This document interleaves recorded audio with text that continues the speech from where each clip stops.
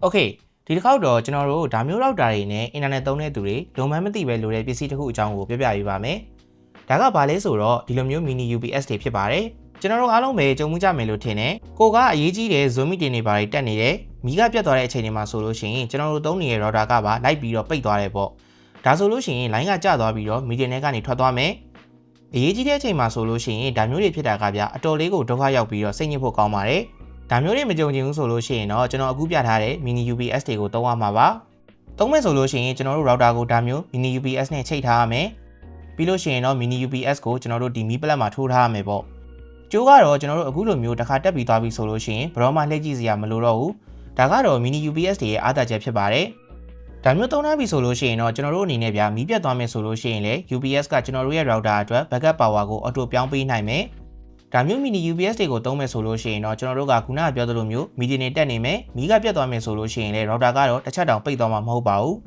ကျွန်တော်တို့ဒီ T-Pro mini UPS တွေမှာထူးခြားတစ်ခုอ่ะဆိုလို့ရှိရင်တော့သူကဒီ AC နဲ့ DC အကူပြောင်းမှာဆိုလို့ရှိရင်ဗျာတော်တော်လေးကို smooth ဖြစ်တဲ့စက်ကိုလုံးဝပိတ်မသွားဘူးပေါ့ဒါကြောင့်မလို့ကျွန်တော်တို့ရဲ့အိမ်မှာဗျာဒီမျိုး inverter တွေ solar တွေတက်ထားမယ်ဆိုလို့ရှိရင်တော့မှဒါမျိုး mini UPS တွေကိုသုံးထားသင့်တာဖြစ်ပါတယ်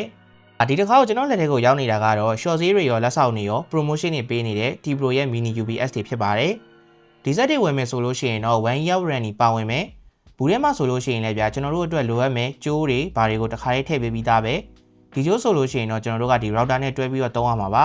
လက်ရှိမှာဆိုလို့ရှိရင်တော့ရွေးလို့ရမယ့် model က3မျိုးရှိမယ်24နာရီလောက်အခန့်နဲ့ 2800 mAh version ရှိမယ်နောက်ပြီးတော့ဒီ2000 mAh version နဲ့16000 mAh version တို့ဖြစ်ပါတယ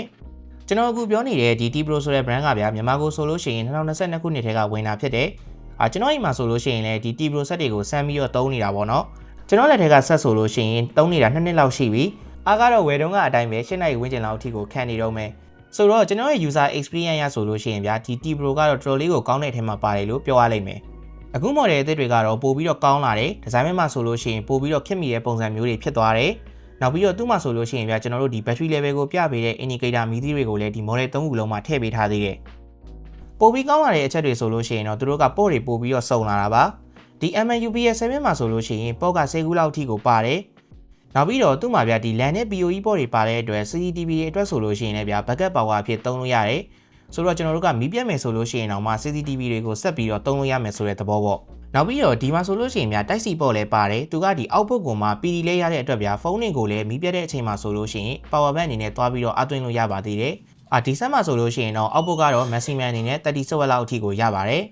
်ဆိုတော့ကျွန်တော်ပြောချင်တဲ့သဘောကဗျာဒီ mini UPS တွေက router တွေမှမဟုတ်ဘူးတခြား device တွေကိုလည်းတွားပြီးတော့သုံးလို့ရတဲ့ backup power device တွေပါဒီ T-Pro ရဲ့ mini UPS တွေမှာဆိုလို့ရှိရင်တော့သူတို့ရဲ့ထုတ်ပေးတဲ့ voltage ကလည်းတော်တော်လေးကိုငြိမ်တယ်နောက်ပြီးတော့ကျွန်တော်တို့လိုအပ်တဲ့ voltage ကိုလည်းဗျာတွားပြီးတော့ရွေးပြီးသုံးလို့ရတယ်ကျွန်တော်တို့ရဲ့ router ကဥပမာ 9V လို့လား 12V လို့လားဒီမှာတွားပြီးတော့ selector နဲ့ရွေးပြီးသုံးလို့ရမယ်router ကလိုတဲ့ voltage ကတော့ကျွန်တော်တို့ကဒီ router ရဲ့နောက်ဘက်မှာရေးပေးထားတယ်ပေါ့နော်ဒါကိုကြည့်ပြီးတော့သုံးလို့ရမယ်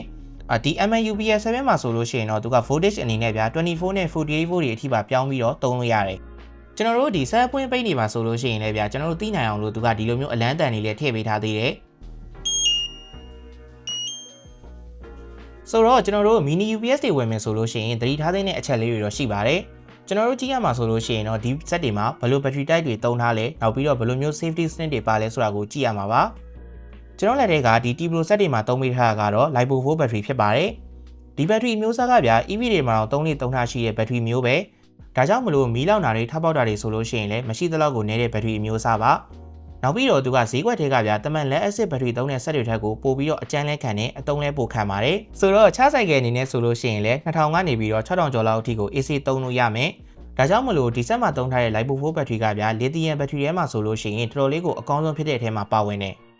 နောက်ပြီးတော့ဒီ set တွေမှာဆိုလို့ရှိရင်အရေးကြီးဆုံးဖြစ်တဲ့ BMS ဘိုင်းမှာဆိုလို့ရှိရင်လည်းကောင်းကောင်းလေးသုံးမိထားလို့ပို့ပြီးတော့ safe ဖြစ်တယ်ကျွန်တော်တို့ဒီမှာမြင်ရတဲ့အတိုင်းပဲ short circuit protection တွေ overcharge နဲ့ over voltage protection တွေကအစအကုန်လုံးထည့်ပေးထားပါတယ်ဆိုတော့ mini UPS ကိုသုံးမယ်ဆိုလို့ရှိရင်တချို့ကအတန်ငိမ်မလားလို့စိတ်ပူကြတယ်ဒီ set တွေကလုံးဝကိုအတန်မထွက်တော့ပါပဲသူတို့ပြောတဲ့ပုံရဆိုလို့ရှိရင်တော့ဒီ set တွေကဗျာ40 decibel အောက်ကိုပဲအတန်ထွက်တယ်ဒါကြောင့်မလို့ကျွန်တော်တို့ကဒီအိမ်ငန်းတွေပိုင်းတွေကိုထည့်ထားမယ်ဆိုလို့ရှိရင်လည်းဗျာအတန်ကြားမဲ့ပုံစံမျိုးမှမရှိပါဘူးကဲပါဒါဆိုလို့ရှိရင်တော့ mini UPS ရဲ့အကြောင်းကိုပြောတာလဲတော်တော်လေးလဲစုံနေပါပြီကျွန်တော်အခုပြောသွားတဲ့ T-Pro mini UPS တွေကိုဝယ်မယ်ဆိုလို့ရှိရင်တော့လက်ရှိမှာကဗျာ promotion ရှိတဲ့အတွက်ဈေးက3သိန်းလောက်အထိကို short ထားတယ်ဆိုတော့အခုနေဝယ်မယ်ဆိုလို့ရှိရင်တော်တော်လေးကိုတန်ပါတယ် နောက်ပြီးတော့သူကဒီ set တွေကိုဝယ်မယ်ဆိုလို့ရှိရင်ဒီလိုမျိုး2000 mAh power bank ကိုလည်းလက်ဆောင်ပေးအောင်မယ်လို့ပြောတယ်ဆိုတော့ကျွန်တော်တို့အနေနဲ့ buy one get one promotion ရမယ့်သဘောပဲပေါ့စိတ်ဝင်စားလို့ဝယ်ခြင်းနဲ့ဆိုလို့ရှိရင်တော့ကျွန်တော်အခုပြထားတဲ့ site တွေမှာတွားပြီးတော့ဝယ်လို့ရပါတယ်ကဲပါဗီဒီယိုလေးလည်းရှင်းနေပြီဆိုတော့ဒီလောက်ပါပဲနောက်ထပ်ဗီဒီယိုမှာပြန်ပြီးတော့တွေ့ကြတာပေါ့